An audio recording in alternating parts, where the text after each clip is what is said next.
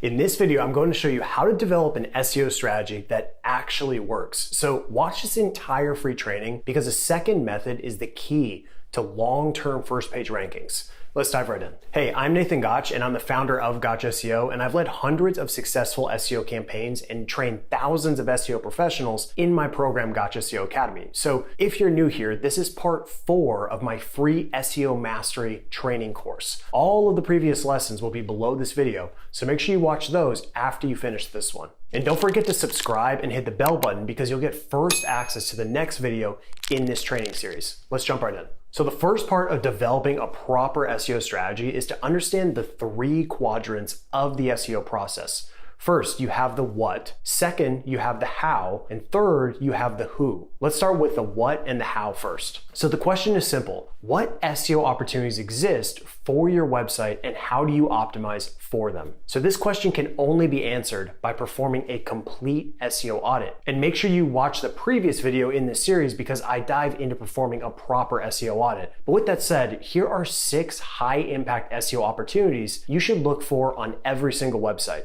Number 1, do you have low-hanging fruits? And these are keywords ranking from positions number 2 to number 15. And these are the keywords you should attack right away. So go into SEMrush, enter your domain, and go to the organic keyword section, and then click on the positions dropdown and go to the custom range. Enter 2 and 15 to see all of your low-hanging fruits. And to take it a step further, filter the set of keywords based on KD percentage. Start with 0 to 14% in the very easy range to find the lowest competition opportunities. Now the question is, how do you actually optimize for these low-hanging fruits? Well, there are a few ways, and I'll start with the easiest tactics as far as time and resources first. Number 1, optimize for organic CTR. So first, sort the list to see the top ranking keywords at the top, then copy the keyword and open Google in an incognito window. Confirm the ranking position, and if it isn't ranking number 1, then there's work to do. Now open up Google Search Console, go to the Performance section and click on Search Results. Click the filter dropdown, click on Top Queries, and enter the target keyword.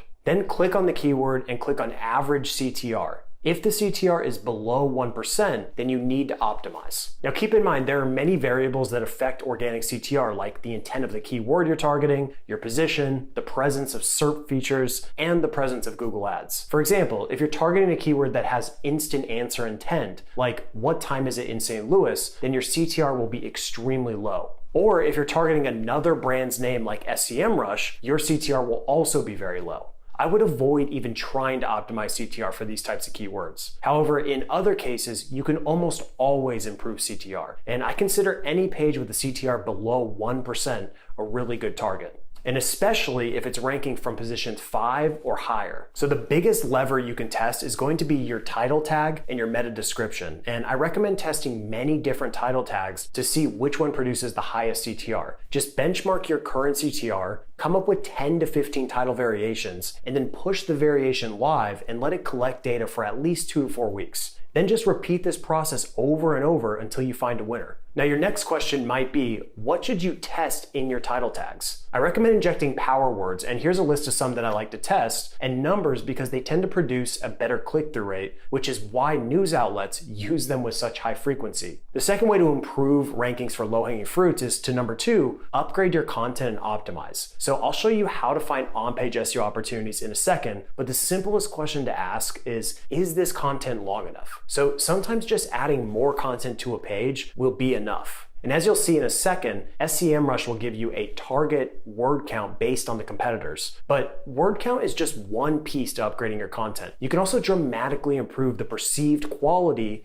and value of your content by creating 100% unique images, adding more visuals, creating dedicated video around the topic, and embedding it, and even improving the general design of the page. So the next method you can use to improve rankings for low-hanging fruits is to, number 3, create more internal link coverage. So find relevant pages on your website and build internal links to your target page. And if you don't have relevant pages, then it's an indication that you don't have enough topical authority. And that brings me to SEO opportunity number 2 in this SEO strategy process, which is, do you have clustering opportunities? So keywords from positions number 51 to 100 are what I personally call clustering opportunities. So if a page isn't ranking in the top 50, then there's a good chance that the ranking page isn't targeted enough. For example, look at this keyword that SEMrush is ranking outside of the top 50 for, how to add person to Facebook Business Manager. And notice that the page is about the ultimate guide to Facebook Business Manager. This page isn't targeted enough to rank for this long tail keyword phrase. And this is a clustering opportunity because you can create a dedicated page for this particular keyword phrase and it will rank much better. The next SEO opportunity you need to look for when building an SEO strategy is number 3, is your site architecture optimized? Now, there are a few core tenets of internal linking. First, your pages shouldn't be more than 3 clicks deep into the architecture. Otherwise, it could hurt crawlability and indexability. So the best thing to do is run an audit with SEMrush, and then once the audit is done, go to the crawled pages tab in the actual audit, click on more filters, select crawl depth from the dropdown, and then select 4+ clicks from the second dropdown. Now you'll know what pages you need to push further up into the architecture. The second part of optimizing your site architecture is to identify pages with poor internal link coverage. So the fastest way to find such pages is to use SEMrush's internal link rank in the SEO audit. First, while on the crawled pages tab, click on the dropdown and select internal link rank. This is a proprietary score mechanism created by SEMrush, which gauges how much authority and link equity a particular page has. So if a page has many internal links from pages that have many backlinks, the ILR score will be high, and a low score is an indication of poor internal link coverage. So on the second dropdown, you can select less than 10, and you'll see some pages that need more internal link love. Now, the next SEO opportunity to look for in your SEO strategy is to number 4, does your website have keyword cannibalization? Keyword cannibalization is when you have 2 or more pages targeting the same exact keyword phrase. And it's detrimental to your SEO performance because it forces Google to decide which pages are best for the target keyword. And you don't want Google making those decisions. It's our job to direct Google. And in fact, John Mueller, the search advocate at Google, said this about keyword cannibalization: we just rank the content as we get it. If you have a bunch of pages with roughly the same content, it's going to compete with each other. Kind of like a bunch of kids wanting to be first in line and ultimately someone else slips in ahead of them. Personally, I prefer fewer, stronger pages over lots of weaker ones. Don't water your site's value down. So the quickest way to identify keyword cannibalization is to use SEMrush's position tracking tool. Go to keyword research and click on position tracking, and then click on new position tracking to start a new project. Enter your target keywords, and once the scan is complete, open up the project and then click on the cannibalization tab. This will show you instances of keyword cannibalization for the keywords you specifically entered.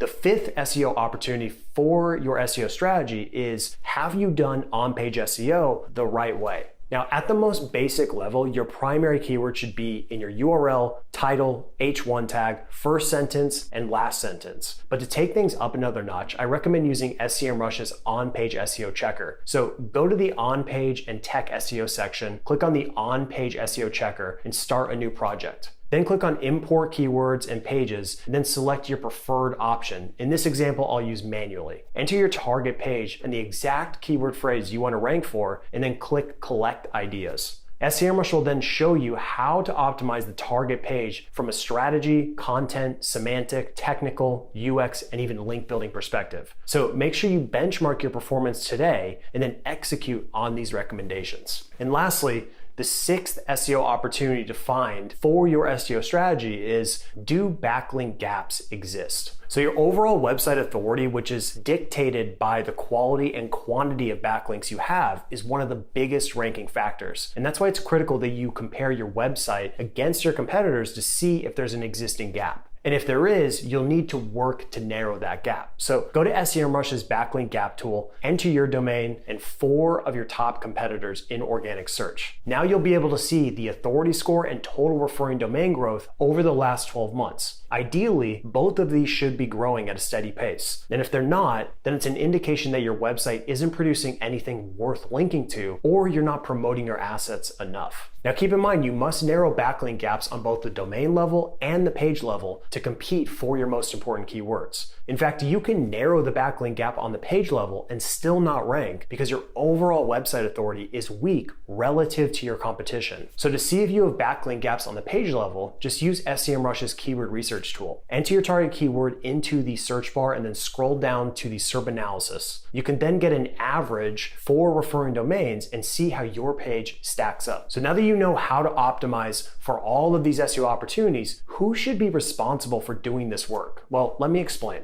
A lean SEO team will have the following members. Number 1, an SEO strategist. Number 2, project manager. Number 3, copywriter. Number 4, developer. And number 5, a virtual assistant or VA. Now here's the funny part. You might wear all of these hats in the beginning, and that's okay. But as you grow, you should begin to fill these positions. So if you're doing all of the heavy SEO work, then you need to slowly transition into an SEO strategist or manager. That means you aren't doing the actual physical labor. Instead, you're developing the best strategy based on the unique needs of the target website. Then you're training and leading your team to success. I always recommend bringing on a VA as soon as possible because you can offload many of the time-consuming tasks that don't add much value to your SEO campaign. For example, exporting and importing data from SEMrush to a Google Sheet may only take a short amount of time. However, compounded over the course of a year, it's likely hundreds of hours spent on an activity that doesn't produce any economic value. And that valuable time could have been spent on high impact activities like planning SEO content campaigns or building out link acquisition campaigns. So get a VA as soon as possible. Then slowly fill in the other roles like a reliable copywriter, a developer who can make technical changes, and even a project manager to make sure that deadlines are being met and work is staying organized. So that is how you build an SEO strategy that actually works. In the next video in this series, I'm going to show you how to do on-page SEO like a pro. So if you got value from this video, please like it and subscribe right now because you won't want to miss the next video in this series. Thank you so much for watching, and I'll see you in the next one.